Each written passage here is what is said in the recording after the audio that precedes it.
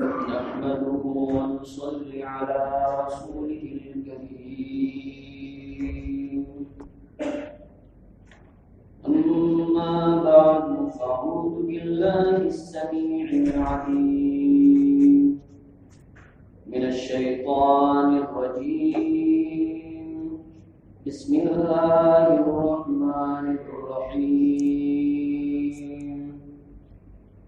وأما من خاف مقام ربه ونهى النفس عن الهوى فإن الجنة هي المأوى وقال رسول الله صلى الله عليه وسلم من خاف أدلج ومن أدلج بلغ المنزل ألا إن سلعة الله غالية وسلعة الله الجنة أو كما قال عليه الصلاة والسلام صدق الله مولانا العظيم وصدق رسوله النبي الأمي الكريم اللهم صل على مولانا محمد وبارك وسلم تسليما كثيرا كثيرا.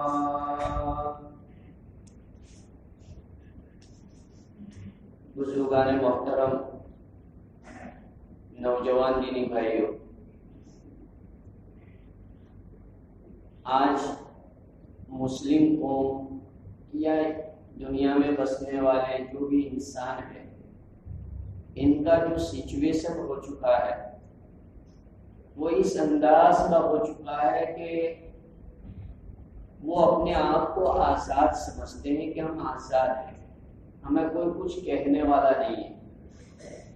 یعنی میں مختصر جملے میں یہ کہہ سکتا ہوں کہ آج کیا سچویشن یہ ہے کہ لوگوں کے دلوں سے اللہ کا خوف غائب ہو گیا ہے. اللہ کا خوف لوگوں کے دلوں میں نہیں ہے. اللہ کا خوف ہی ایک ایسی چیز ہے جو کریمنل لائف سے آدمی کی حفاظت کر سکتا ہے. نہ پولیس کا ڈر آدمی کو کرائم سے بچا سکتا ہے، نہ جیل اور نہ عدالت، کوئی چیز آدمی کو پکڑ میں نہیں رکھ سکتی ہے. واحد آدمی کو پکڑ میں رکھنے والی چیز ہے تو وہ اس کے خالق و مالک کا ڈر. وہ ڈر ہوگا آدمی کے دل میں تو وہ کریمنل لائف سے جو ہے پرہیز کرے. میرے نوجوان بھائی غلط نہ مانے، لیکن 95% نوجوان جو ہیں ان کے دلوں میں چونکہ اللہ کا خوف نہیں ہے تو وہ یہ سمجھتے ہیں کہ یہ ہماری لائف انجوائے کرنے کی ہے، اور اس لیے انہیں اس زمانے میں شریعت کا اتنا خیال نہیں ہوتا. وہ سمجھتے ہیں کہ اوور 50 اوور 60 کے بعد آخرت کی تیاری کریں گے، وہ ایسا سمجھتے ہیں. اور یہ جو ہماری لائف ہے یہ تو ہماری انجوائے کی لائف ہے. یہ اللہ کا خوف نہ ہونے کی بنا پر. ورنہ حضرت یوسف کا کردار آپ دیکھیں، حضرت یوسف علیہ السلام فل جوانی میں ہے، بالکل ینگ میں، لیکن بند کمرے میں حضرت یوسف کو کیا چیز جو ہے بدکاری سے بچا رہی ہے؟ واحد اللہ کا خوف. وہ کہہ رہے معاذ اللہ، توبہ استغفر توبہ. ہے کوئی آج ایسا نوجوان جسے سامنے سے آفر ہو اور وہ یہ کہے استغفر توبہ؟ ایسا تو میں نہیں کر سکتا. کوئی نوجوان 95 نوجوان فیل ہو جائیں گے. یہ اللہ کا خوف نہ ہونے کی بنا پر. اور اللہ کا خوف آدمی کے دل میں آئے گا اللہ کی عظمت سے. جیسے آدمی اپنے باپ کی عظمت رکھتا ہے، لڑکا اپنے پیرنٹس کی عظمت ہوتی ہے، تو وہ جو لڑکا لڑکی ہوتے ہیں وہ بہت ڈرتے رہتے ہیں. ماں پاپا نے خبر نہ پڑ جائے، ماں پاپا کو پکڑنا چاہیے. اور وہ اپنے فرینڈ سرکل میں بھی کہتا ہے کہ میرے ڈیڈ کو یہ بات معلوم نہیں ہونی چاہیے، وہ کہ ان کا مزاج بہت خراب ہے.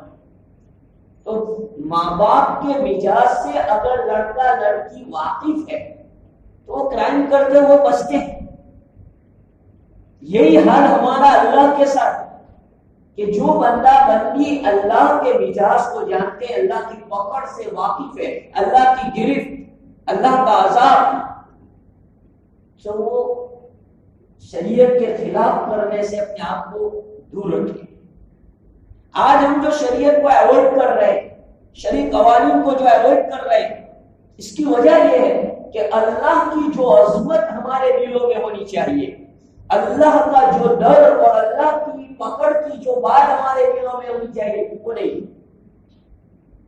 ایک آدمی پرشاسن کا ایک ادنا آدمی ہوتا ہے، پرشاسن کا ایک ادنا آدمی ہے، بلکہ خاکی وردی آدمی کو دیکھتی ہے تو اس خاکی وردی سے آدمی الرٹ ہو جاتا ہے، حالانکہ وہ اپنا کوئی کام پہ جا رہا ہے لیکن بھول سے سوسائٹی میں گھس گیا ہے یا کسی اور وجہ سے کسی محلے میں چلا گیا ہے، تو وہ خاکی وردی کا جو ہے ڈر پوری سوسائٹی کو الرٹ کر دیتا ہے۔ کیوں؟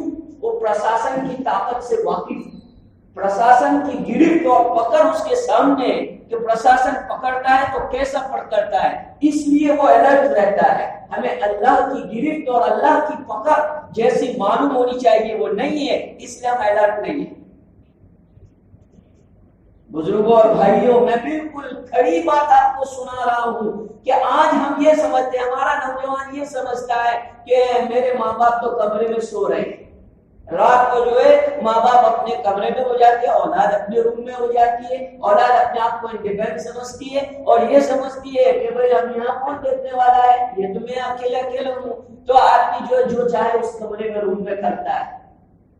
نہیں، آپ اکیلے نہیں ہیں۔ آپ اگر ایسا سمجھتے ہیں کہ میں اکیلا ہوں تو وہ نوجوان جو ہے خطرے میں ہے، وہ بھول میں ہے۔ إِنَّهُ يَعْلَمُ الْجَهْرَ وَمَا يَخْفَى وَيُيَسِّرُكَ لِلْيُسْرَى۔ اللہ کا قرآن کہتا ہے اللہ ظاہری بات کو بھی جانتے ہیں، باطنی اور خفیہ بات کو بھی جانتے ہیں۔ مسلمانوں، نوجوانوں، یہ اپنے دماغ میں سے یہ بات نکالو کہ مجھے کوئی دیکھنے والا نہیں ہے۔ You are under watch۔ یہ سینٹنس آپ کے ہر وقت دل و دماغ میں ہونا چاہیے۔ جیسے سی سی ٹی وی کیمرہ کسی جگہ لگا ہے، ہم جاتے ہیں اسٹیشنوں پر جاتے ہیں اور ایئرپورٹ پر جاتے ہیں، بڑی بڑی جگہ جاتے ہیں، دیکھتے ہیں سی سی ٹی وی کیمرہ ہے، آدمی پوری ایکٹیویٹی جو کرتا ہے بالکل سوچ سمجھ کے کرتا ہے۔ کیوں؟ کہ کیمرے کا ڈر ہے۔ ایک کیمرہ ہم کو دیکھ رہا ہے، ہمارا پورا فوٹوز لے رہا ہے، اور وہ سارے سی سی ٹی وی فوٹوز قیامت میں چلائے جائیں گے۔ جی ہاں، اللہ کا قرآن فرماتا ہے قیامت کے دن اقرا کتابک۔ دنیا میں کچھ ہوتا ہے تو آدمی کیا اس کو فرینڈ کو بلاتا ہے، جو آیا ہوگا آج تو جو لکھے دوسرے کو پڑھاتا ہے، لیکن قیامت میں اللہ دوسرے کو نہیں پڑھائے گا۔ کس کو پڑھائیں گے؟ خود اسی ویکتی کو۔ پڑھو اقرا کتابک، تم خود پڑھو۔ سی سی ٹی وی کیمرہ ہمارا 24 گھنٹے آن ہے اور وہ ہماری ساری کاپی اندر لے رہا ہے۔ ایک ایکٹیویٹیز 24 گھنٹے کی جو ہے وہ اندر جا رہی ہے، اور قیامت میں وہ جو ہے فوٹو چلایا جائے گا، وہ ریل چلائی جائے گی۔ میرے نوجوان بھائیوں، اللہ کا ڈر نہ ہونے کی وجہ سے آج میں یہ بات کہہ سکتا ہوں کہ ہمارے نوجوان کی لائف بالکل کریمنل بنتی چلی جا رہی ہے، نہیں ہو گئی ہے۔ آپ دیکھیے، سروے کیجیے، آپ کو پتا چلے گا، محلے سوسائٹی آپ اس کا سروے کیجیے، آپ کو پتا چلے گا کہ زیادہ تر نوجوان طبقہ کریمنل لائف کا شکار ہوتا ہے۔ حتیٰ کہ اللہ معاف کرے، میں نے اپنی آنکھوں سے دیکھا ہے، آدمی جو ہے قبرستان جیسی جگہ میں ہوتا ہے، وہاں آئی پی ایل دیکھتا ہے، وہ دیکھتا ہے، یہ دیکھتا ہے۔ قبرستان جہاں آ کے آدمی کے پاؤں لرز جاتے ہیں، کوئی معمولی چیز ہے؟ حضرت عثمان غنی رضی اللہ تعالیٰ معمولی آدمی ہے؟ اللہ کے رسول نے 1 درجن مرتبہ ان کو جنت کی بشارت سنائی تھی۔ کتنی مرتبہ؟ 1 درجن مرتبہ۔ تو بھی قبر کو دیکھتے تھے تو کانپتے تھے، روتے تھے، داڑھی پر ان کے آنسو آ جاتے تھے، اتنا روتے تھے۔ تو پاگل تھے؟ کیا ہم زیادہ سمجھدار ہیں؟ میرے بھائیوں، یہ اللہ کا خوف نہ ہونے کی وجہ سے، جس کمیونٹی میں غور سے سننا، جس کمیونٹی میں اللہ کا ڈر اور خوف کم ہو جائے گا، اس کمیونٹی میں ظلم عام ہو جائے گا، لوگوں کے حقوق کو مارا جائے گا، عورتوں کے حقوق کو مارا جائے گا، پڑوسیوں کے حقوق کو مارا جائے گا، لیبروں کے حقوق کو مارا جائے گا. کیوں؟ اللہ کا خوف غائب ہے. آج مینیجر کے دل میں جو ہے اللہ کا خوف نہیں ہوتا ہے تو وہ لیبروں کا جو ہے حق مارتا ہے. دکاندار ہے، دکان پر سیٹ نہیں ہے، نوکر کے دل میں اللہ کا خوف نہیں ہے، سمجھتا ہے سیٹ کہاں ہے، بکلا کرتا ہے. نہ بھائیو، ہمیں وہ واقعہ یاد ہونا چاہیے حضرت عمر رضی اللہ تعالیٰ عنہ کا. حضرت عمر رضی اللہ تعالیٰ عنہ مدینہ کی گلیوں میں گشت لگا رہے ہیں. رات کو گھر سے آواز آ رہی ہے. حضرت عمر کی سیرت تو پڑھنے جیسی، وہ تو مختصر وقت ہے، بتایا نہیں جا سکتا، لیکن بات ایک پوائنٹ کی ہے جو میں آپ کو بتانا چاہتا ہوں. قصہ تو آپ نے بہت مرتبہ سنا ہوگا، لیکن قصے سے جو بوجھ ہے، جو لیسن ہے، وہ اصل بتانا ہے. حضرت عمر رضی اللہ تعالیٰ نے عورتوں کی آواز سن رہے تھے.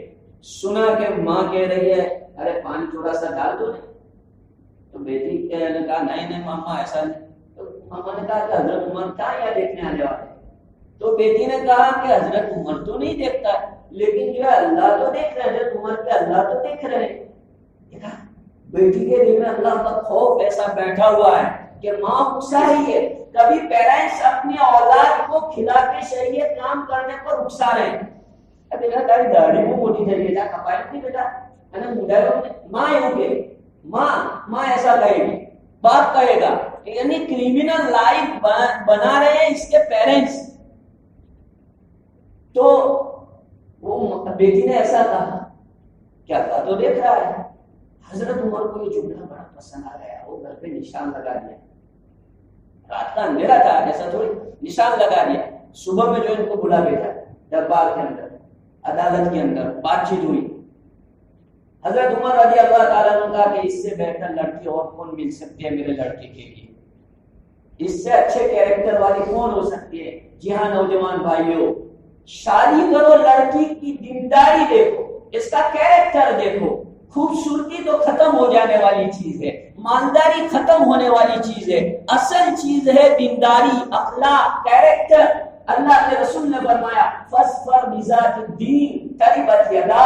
اللہ کے رسول نے نوجوان کو وہ کوالٹی بتائی کہ کون سی کوالٹی کی بنیاد پر تم شادی کر سکتے ہو. اللہ کے رسول نے فرمایا تمہاری ہونے والی دلہن، تمہاری وائف، اس کا کیریکٹر دیکھو، اس کے اچھے اخلاق دیکھو، اس کی دینداری دیکھو. حضرت عمر نے کہا کہ اس سے بہتر رشتہ اور کوئی نہیں ہو سکتا. اپنے بیٹے کا رشتہ دیا، شادی کرائی. اس سے پیدا ہوئے حضرت عمر بن عبدالعزیز. ایک اللہ کے خوف نے کتنا بڑا انعام دلایا. ایک اللہ کے خوف کی وجہ سے ناجائز چیز کو اوائڈ کیا تو اللہ نے اتنا بڑا بینیفٹ دیا. میرے نوجوان بھائیوں، میں آپ سے ہمدردانہ یہ اپیل کرتا ہوں کہ اس قصے سے ہمیں یہ لیسن مل رہا ہے کہ اگر ہم اللہ کے خوف اور ڈر کی وجہ سے ناجائز اور حرام چیز کو ایوائڈ کریں گے تو ڈیفینیٹلی اللہ پاک ہم کو جو ہے ضرور اس کا بینیفٹ عطا فرمائیں گے. اور اگر ہم کو نہیں ملا تو ہماری اولاد کو تو ضرور ملے گا اس کا، کیونکہ اللہ کے خوف کی وجہ سے ہم نے چھوڑا ہے. یہ اللہ کا ایک طریقہ ہے کہ بندہ جو اپنے خوف کی وجہ، اللہ کے خوف کی وجہ سے جس چیز کی قربانی دیتا ہے اللہ اس کو اس کا بدل دیتے ہیں. یہ اللہ کا طریقہ رہا ہے پہلے دن سے. اس لیے اس کی کوشش کرنی ہے کہ ہمارے سماج میں کرائم ختم ہو، اللہ کا خوف پیدا ہو. تو انشاءاللہ اللہ کی پکڑیں نہیں آئے گی. یہ اللہ کی پکڑیں نئی نئی شکلوں میں آ رہی ہے. اللہ کی پکڑ، ہم میرے بھائی، اللہ کی پکڑ کوئی سگنل اوپر سے نہیں دیتی اٹینشن پلیز میں اللہ کی پکڑ ہوں، ایسا تو کوئی اوپر سے آواز نہیں آتی ہے. یہ تو ہمیں ایمانی روشنی میں، حدیثوں کی روشنی میں اس کو جو ہے ہمیں سمجھنا پڑتا ہے کہ یہ اللہ کی پکڑ ہے. تو اللہ کی پکڑ کو ہم کب سمجھیں گے، کب مانیں گے؟ روزانہ ہم موتوں کی آواز سنتے ہیں، اچھے اچھے لوگوں کے متعلق سنتے ہیں، کیسا ہو گیا، ایسا ہو گیا، کرے جب کھانپ جاتا ہے، ایسی خبریں سنتے ہیں، لیکن اللہ کا خوف دل میں بالکل نہیں آتا. کب تک ایسی زندگی گزارو؟ اللہ کا خوف اپنے دل میں بسا کے تو دیکھو. رسول اکرم صلی اللہ علیہ وسلم کی داڑھی میں 2 4 5 بال سفید ہو گئے. تو حضرت ابو بکر صدیق رضی اللہ تعالیٰ عنہ بہت کلوز فرینڈ تھے. تو کبھی جیسے ہمارا کوئی فرینڈ ہوتا ہے، دوست ہوتا ہے، تو ہم کہتے ہیں یار تمہارے کو تو بہت جلدی بڑھاپا طاری ہو گیا. تو حضرت ابو بکر صدیق رضی اللہ عنہ نے کہا یا رسول اللہ تو بوڑھے ہوتے چلے جا رہے ہیں، بڑھاپا پر تو طاری ہو گیا. تو رسول اکرم صلی اللہ علیہ وسلم نے ایک جملہ ارشاد فرمایا. غور کرو میرے بھائیوں، اللہ کے رسول نے کہا شیبتنی ہود، شیبتنی ہود، مجھے سورہ ہود نے بوڑھا بنا دیا. اب ذرا فیلنگ کرو کہ بھائی سورہ ہود میں ایسی کیا چیز ہے کہ اس کی وجہ سے اللہ کے رسول کے اوپر بڑھاپا طاری ہو گیا. اللہ کے رسول نے کہا مجھے سورہ ورت نے برا بنا دیا، مجھے سورہ اما یتساءلون نے برا بنا دیا. یعنی اس میں جو اللہ کا عذاب، اللہ کی پکڑ، قیامت کا خوفناک بیان ہے، اس کی وجہ سے دل کانپ گیا. اللہ کے رسول صلی اللہ علیہ وسلم کی عادت شریفہ تھی، کب بھی جب بھی کوئی ایسا موقع آتا تو آپ علیہ السلام مسجد پر جاتے تھے. کیوں؟ اللہ کا خوف، ڈر کہیں اللہ کی پکڑ تو نہیں ہے. تو یہ چیز آج ہمارے سماج میں سے غائب ہے. اس لیے مصیبتوں کے موقع پر دوسری چیزیں ہمیں یاد آتی ہے، لیکن اللہ کا ڈر ہمیں یاد نہیں آتا. جو اللہ تعالیٰ کا گھر ہے وہ ہمیں یاد نہیں آتا. اس لیے بھائیوں، اللہ کا خوف یہ بہت بڑی نعمت. آج ہمارے نوجوان سب چیزیں مانگتے ہیں، اللہ میری اچھی شادی کرا دے، میرا اچھا جاب لگا دے، اللہ مجھے مکان دلا دے، مجھے 4 وہیل دلا دے. ہر چیز مانگتے ہیں، نو ڈاؤٹ، کوئی بات نہیں.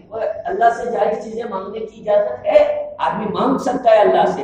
لیکن خوف بھی اللہ کی نعمت ہے. اللہ سے اللہ کا خوف مانگو کہ اللہ تیرا ڈر اور تیرا خوف ایسا دے کہ مجھے تیرے خلاف کام کرنے سے، تیری شریعت کے خلاف کام کرنے سے بچا دے. ایسا خوف مجھے عطا فرما. یہ اللہ کے رسول اپنی دعاؤں میں مانگا کرتے تھے. اللہم انی اسألک خشیتک ما تحول به بیننا وبین معاصیک. یہ حدیث کے الفاظ ہیں کہ اللہ میں ایسا خوف آپ سے مانگتا ہوں کہ وہ خوف مجھے شریعت کے خلاف کام کرنے سے روک دے. ایسا خوف پیدا کرو. گھر گھر آج اس کی کمی ہے، عورتوں میں کمی، نوجوانوں میں کمی، بوڑھوں میں کمی، سب لوگوں میں یہ کمی پائی جا رہی ہے.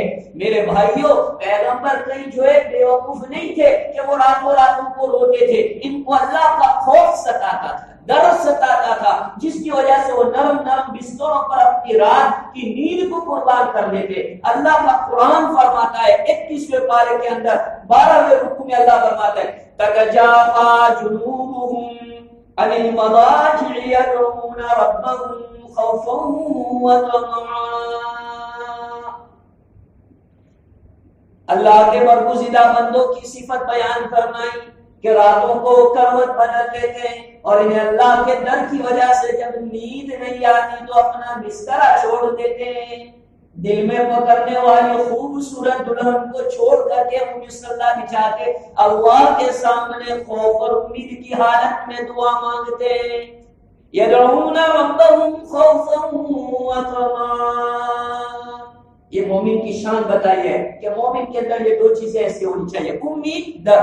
امید، خوف، دونوں 50-50% برابر ہونے چاہیے. امید بھی ہونی چاہیے، نا امید نہیں ہونا چاہیے، اور ڈر بھی رکھنا چاہیے، بالکل آزاد نہیں ہونا چاہیے. یہ اللہ کے برگزیدہ بندوں کی صفت ہے. قرآن کے حدیث پاک میں اللہ کے رسول نے فرمایا الایمان بین الخوف والرجاء. ایمان خوف اور امید کے بیچ کا نام ہے. امید بھی رکھو. ہمارا لیول تو دیکھو، ہمارا پوزیشن دیکھو. حدیث میں آتا ہے، عبداللہ بن مسعود کی روایت ہے، عبداللہ بن مسعود رضی اللہ تعالیٰ عنہ فرماتے ہیں کہ منافق سے اگر کوئی گناہ ہوتا ہے تو منافق آدمی ایسا سمجھتا ہے جیسے بدن پر مکھی بیٹھی تھی اور اس کو اڑا دیا. غور سے سننا، میں جو سمجھانے جا رہا ہوں حدیث کی روشنی میں سمجھاؤں گا. اور مومن آدمی یہ سمجھتا ہے جیسے کہ پہاڑ کے نیچے کھڑا ہے اور پہاڑ گر جائے گا. بس یہ حدیث ختم ہوئی. اب اس حدیث پر آپ جو ہے ومرن کرو، اس حدیث کو آپ سوچو، غور و فکر کرو اس کے اوپر کہ اس سے کیا شرح نکل رہی ہے کہ کیا ہمارا بھی وہ پوزیشن ہے؟ ہمارا بھی وہ پوزیشن ہے کہ ہم سے اگر خلاف شریعت کوئی کام ہوتا ہے تو ہم یہ سمجھتے ہیں کہ میں پہاڑ کے نیچے ہوں، یا ہم یہ سمجھتے ہیں کہ مکھی بیٹھی تھی اور اس کو اڑایا۔ نعوذ باللہ، اگر ہماری یہ پوزیشن ہے تو پھر ہمیں ہمارے ایمان کی فکر کرنی چاہیے۔ آج میں زبان سے نہیں کہہ سکتا، لیکن عمل سے ہم کہہ سکتے ہیں کہ دیکھیے کہ مکھی بیٹھی تھی اڑا دی، ایسا حل ہے کہ وہ کنڈیشن ہے۔